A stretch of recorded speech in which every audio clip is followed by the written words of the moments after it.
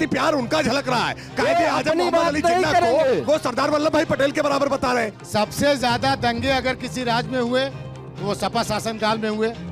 ये मुसलमानों के नाम पर हिंदुओं को बहला रहे हैं, फुसला रहे हैं, ये कुछ देने पर राजी नहीं है। खामोशी में सदा दे रहा कौन है, नींद के इस शहर में जगह कौन है, रोशनी खुद से लो और आगे बढ़ो, अब तुम्हारा यहाँ रहनुमा कौन है। प्रभुराम लाला का भव्य मंदिर बनना है, ठीक ध्वजा लहराएगी, ये हमारी उपलब्धि थी। सुरेंद्र राजपूत, आप सब लोग अपने इर्द गिर्द देख लें, 1 किलोमीटर के दायरे में एक भी बेरोजगार नहीं मिलेगा। एक एक आदमी 2-2 रोजगार कर रहा है।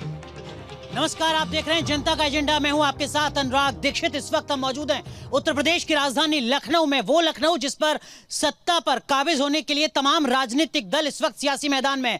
मैं चाहूंगा लखनऊ की जनता से कि एक बार तालियों के साथ स्वागत करें उन तमाम सियासी चेहरों का जो इस वक्त जनता के एजेंडा में हमारे साथ शामिल हैं। तमाम सवालों का जवाब देने के लिए हमारे साथ राकेश त्रिपाठी साहब हैं, भारतीय जनता पार्टी के नेता हैं, प्रवक्ता हैं। सुरेंद्र राजपूत साहब कांग्रेस पार्टी के वरिष्ठ नेता प्रवक्ता हमारे साथ जुड़ रहे हैं। आसिम वकार साहब जुड़ रहे हैं हमारे साथ, AIMIM के नेता हैं। फजान जी हमारे साथ जुड़ रहे हैं, BSP के नेता हैं। और डॉक्टर अरविंद यादव जी हमारे साथ जुड़ रहे हैं, आप नेता हैं PSP के। लेकिन जैसा हमारे कार्यक्रम का नाम है जनता का एजेंडा, थोड़ा लखनऊ की आवाम से भी समझने की कोशिश करते हैं कि लखनऊ और खासकर अवध क्षेत्र के मुद्दे क्या हैं, क्या मुद्दे जनता के बीच में वोटर के तौर। देखिए, मैं रिप्रेजेंट करता हूं दवा ट्रेड को, और दवा ट्रेड में ऑनलाइन एक बहुत बड़ी बीमारी हम लोगों के साथ आ गई है।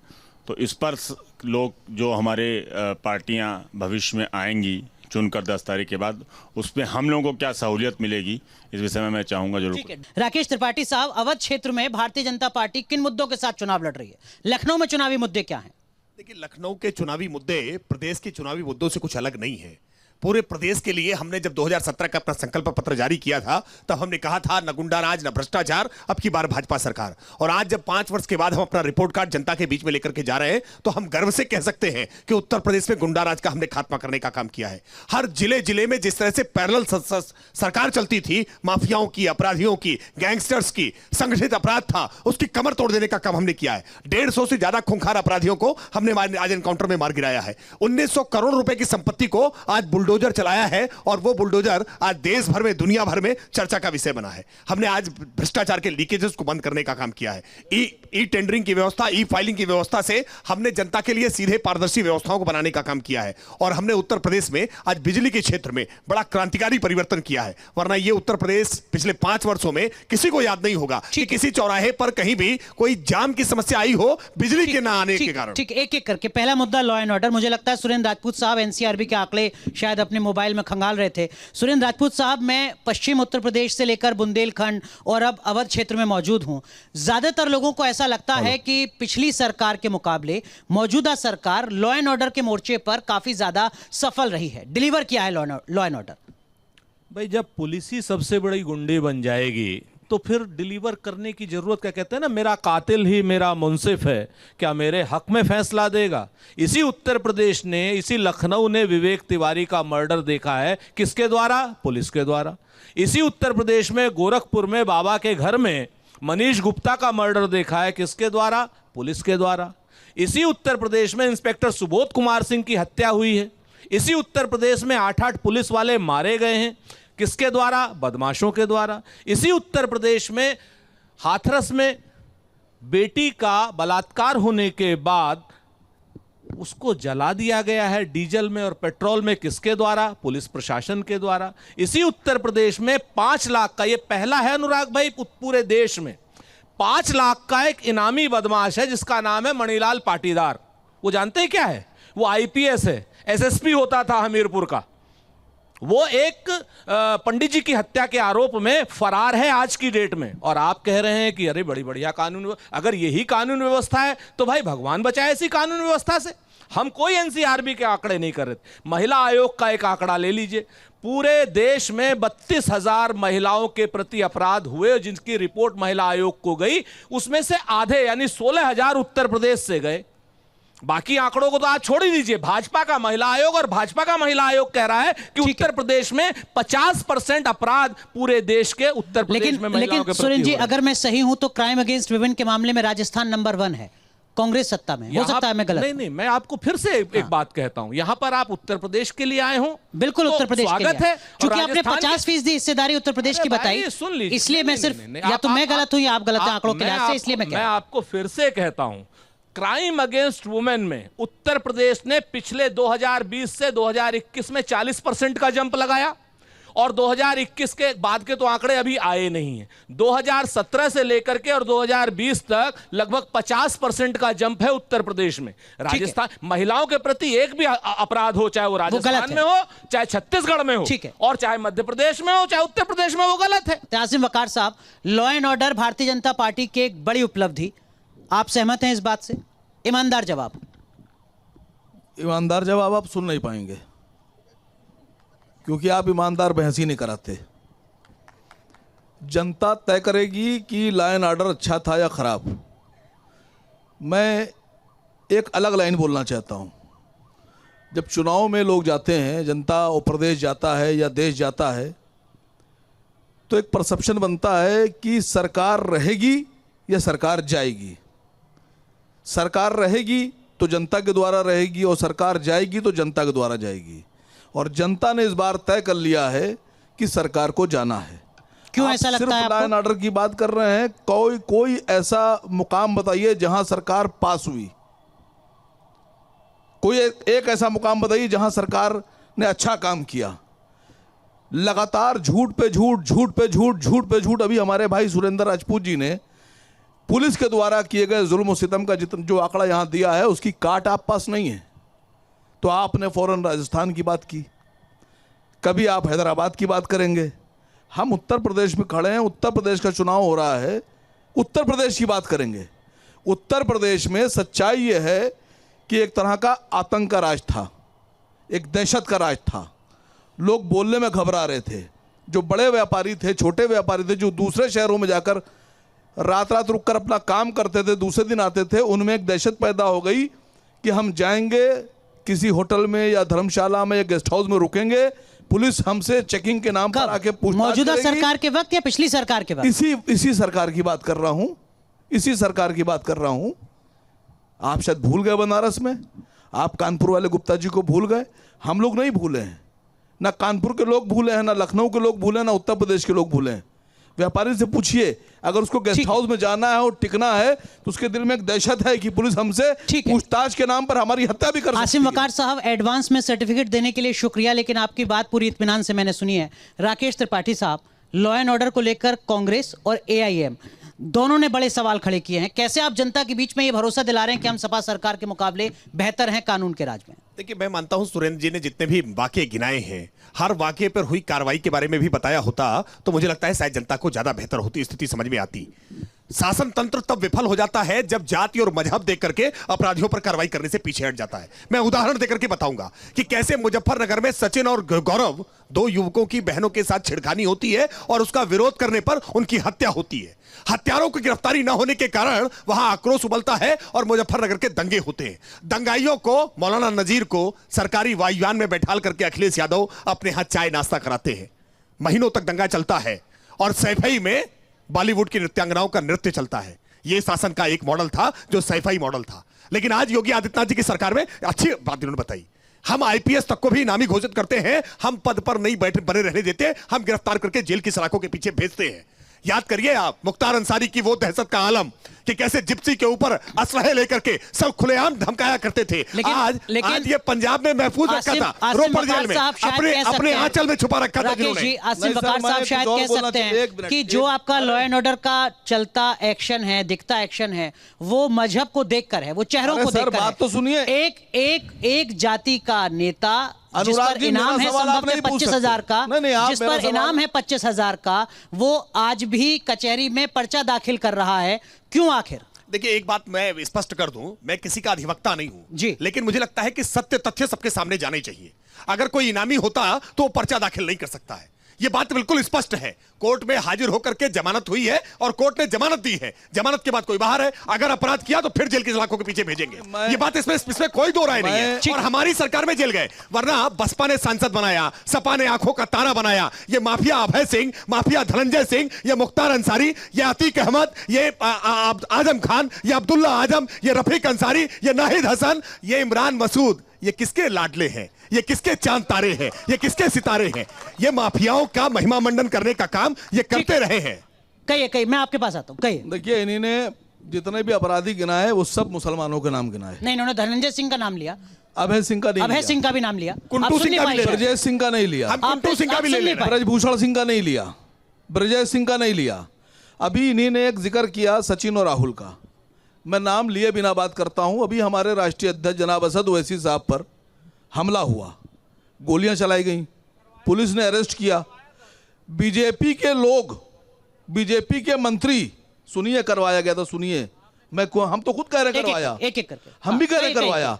भारतीय जनता पार्टी के मिनिस्टर सुनील साहब, सुनील भराला जी, उनके घर गए और घर जाके उनको मासूम और शरीफ कहा और कहा भारतीय जनता पार्टी इनके साथ खड़ी है। अब बीजेपी हमले कराएगी, जानलेवा हमले कराएगी। उत्तर प्रदेश में एक मऊ का मॉडल है। मऊ के सांसद कहां इस समय? जेल में है।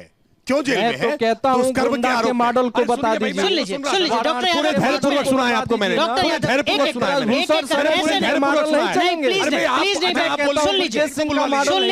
सुन लीजिए, जब आपके पास आए तब आप जवाब दीजिए। चलेगा, ऐसे चर्चा नहीं होती डॉक्टर यादव, ऐसे चर्चा नहीं होती है। पूरा देश देख रहा है आपकी पार्टी को और आपको। एक एक करके सुन लीजिए। राकेश त्रिपाठी, मैं भाजपा के साथी से कहता हूं, बोल लीजिए, आप बोल लीजिए, मैं चुप हूं। आप बोल लीजिए, मैं चुप हूं। आप बोल लीजिए, मैं चुप हूं। आप बोल लीजिए, आपकी आवाज नहीं जा रही। आप बोल लीजिए, सुन लीजिए राकेश त्रिपाठी, मैं मानता हूं बेरोजगारी और महंगाई, चर्चा की तरह हो। सवाल खड़े होंगे, जवाब देंगे, हम जवाब देंगे ना महंगाई रोजगार पर। मैं पूछ रहा हूं कि मऊ के सांसद जेल में क्यों हैं?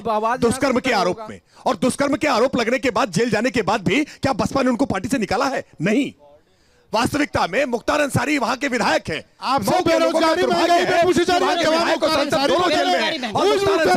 ये अपने अंसारी आपके लिए बेरोजगारी महंगाई, सवाल बेरोजगारी महंगाई। आपके दूसरे सवाल का जवाब देता हूँ। वही बुनियादी सवाल है। नहीं, बिल्कुल। देखिए, कानून व्यवस्था भी बुनियादी है। हाँ। कानून व्यवस्था के बिना रोजगार बात हो गई, शुरुआत में उसी से बात बिना कानून व्यवस्था के रोजगार नहीं जाएंगे। पहला सवाल रोजगार था। भाजपा के कानून व्यवस्था पर फंस जाएंगे। टैनी साहब को आपने बरकरार रखा, तालियां वाला भाग करने वाले को आप नहीं पर रखा। ऐसे जवाब को का चर्चा से आप जवाब लेना चाहते हैं? जब आपके पास आऊं तब आप बोलिए। बेरोजगारी पे पूछ रहा हूं, आप बता दीजिए क्या पूछूं?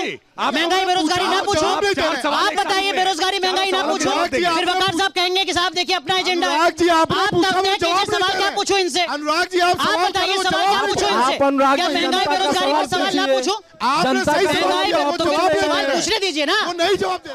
ठीक है। सुरेंद्र राजपूत साहब, आप मुस्कुरा रहे हैं। एक एक करके मैं आऊंगा आपके पास। एक मिनट। सुरेंद्र राजपूत साहब, महंगाई और बेरोजगारी क्या आपको लगता है यूपी विधानसभा चुनाव में वाकई बड़ा मुद्दा है या मुद्दे कुछ और हैं जिनका जिक्र यहां पर डॉक्टर यादव ने किया था, पॉलिटिकल एनालिस्ट ने? देखिए, असलियत के मुद्दे बेरोजगारी है।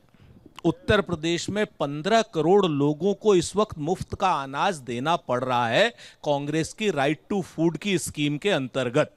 यह अपने आप में गर्व की बात नहीं है, यह अपने आप में शर्म की बात है कि 15 करोड़ लोग आज की डेट में अनाज सरकार से ले रहे हैं, चूंकि वो बेरोजगार हो गए हैं। तो पूरे देश में 80 करोड़ लोग ले रहे हैं। पूरे देश में 80 करोड़ लोग। हाँ, ये शर्म की बात है, ये गर्व की बात नहीं है, क्योंकि कांग्रेस पार्टी ने 28 करोड़ लोगों को गरीबी से ऊपर उठाया था और इन लोगों ने 27 करोड़ लोगों को गरीबी रेखा में दोबारा से कांग्रेस रोकना चाहती है।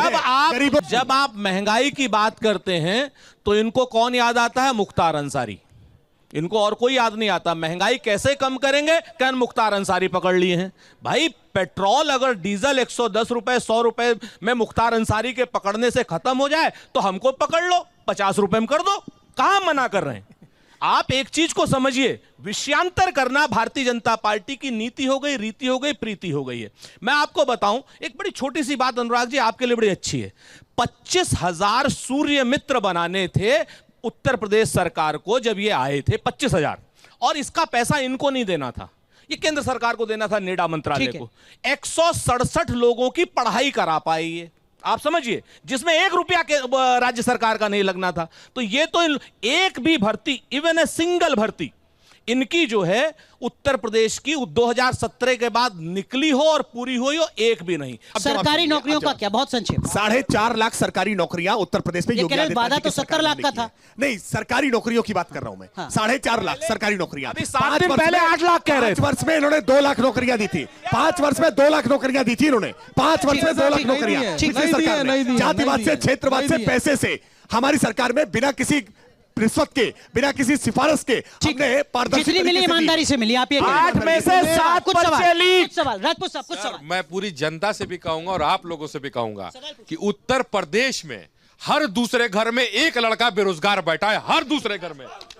और ये आंकड़ा आप जाके देख लीजिए। और 4.5 लाख सिंगल वैकेंसी नहीं हुई है, सिंगल 450 नहीं, सिंगल वैकेंसी नहीं। आपको जानकारी नहीं है, आपने फॉर्म भरा है कहीं क्या? पहले सवाल सुन लीजिए, पहले सवाल। सर, जिस प्रकार से बेरोजगारी बढ़ रही है, आप लोग केवल जो दावे करते हैं 4.5 लाख रोजगार दिया, केवल आप लोग कागजों में दावा करते हैं। आप जमीन की हकीकत पे आइए। सर, आपके सरकार में बिल्कुल भी रोजगार नहीं हुए, सब लोग बेरोजगार हैं, किसान परेशान हैं। और पूरे देखिए, भाजपा के गुंडे मुख्तार अंसारी को बीजेपी ने नहीं गिरफ्तार करके जेल में डाला था, उसका आरक्षण विरोधी हरकत ब्रजेश अभी भी घूम रहे हैं, वो भी बाहुबली है, उनके बारे में भी। अनुराग भाई, मैं राकेश भाई से पूछना चाहता हूँ। इन्होंने बोला कि बीजेपी के उन्होंने सवाल ये पूछना चाहता हूं कि ये देखिए, मोडीज का सर्वे है परसों का।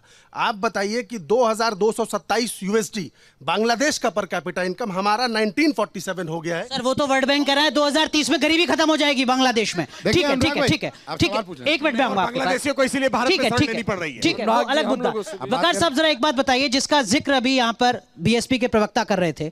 वो ये कह रहे थे कि जब महंगाई और रोजगार की बात होती है, राजपूत साहब ने भी कहा, तो मुख्तार अंसारी का जिक्र भारतीय जनता पार्टी करती है। क्या आपको लगता है कि वो जो एक नैरेटिव है, उस नैरेटिव को सेट करने की कोशिश बीजेपी कर रही है उत्तर प्रदेश में, जहां मुख्तार अंसारी का चेहरा सामने रखा जाता है, आजम खान का चेहरा रखा जाता है, और उस नैरेटिव को सही साबित करने में सफल भी होती दिख रही है?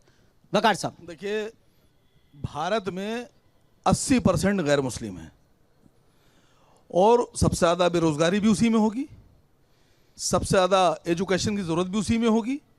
लेकिन जब 80% लोग अपने बच्चों के लिए रोजगार मांगते हैं तो भारतीय जनता पार्टी कहती है ये लो मुख्तार अंसारी, इसको देखो। जब वो कहते हैं कि हमें शिक्षा चाहिए तो कहते हैं ये अतीक अहमद ले लो, या पाकिस्तान ले लो, ये इमरान खान ले लो, घर में फोटो लगा लो। ये मुसलमानों के नाम पर हिंदुओं को बहला रहे हैं, फुसला रहे हैं।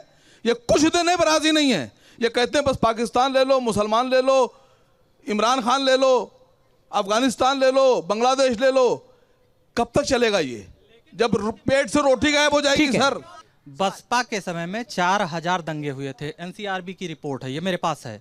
पहली बात। दूसरी बात, सपा बताए कि अभी कानपुर देहात में एक रैली रिपोर्ट है आपके पास। रैली में अखिलेश यादव जी ने पुलिस वालों को कहा, ए पुलिस ओ पुलिस बदतमीज है। क्या समझ रखा है आपने पुलिस को? रुकिएगा। तीसरा सवाल, ओवैसी जी कहते हैं 5 मिनट में गर्दन उड़ा देंगे। हिंदू मुस्लिम नहीं कहते हैं, झूठ बोल रहे हैं आप, नहीं कहते हैं। गूगल की मदद से झूठी खबर नहीं, गूगल की मदद से झूठी खबर नहीं। आप खोजिए, बयान दीजिए, जब बयान दिखाइएगा तो दंगा करेगा कौन? सपा ये भी बताए, सुभाषपा कहती है अधिवक्ता गुंडे हैं, और आप ऐसे लोगों को लेकर चलते हैं। भाजपा एक एक करके पहले आप बताइए डॉक्टर यादव। भाजपा से एक सवाल। ठीक है, एक बहुत संक्षेप सुनिए। अधिवक्ता उत्तर प्रदेश के गुंडे हैं क्या? अनुराग जी सुनिए, कहना नहीं चाहिए।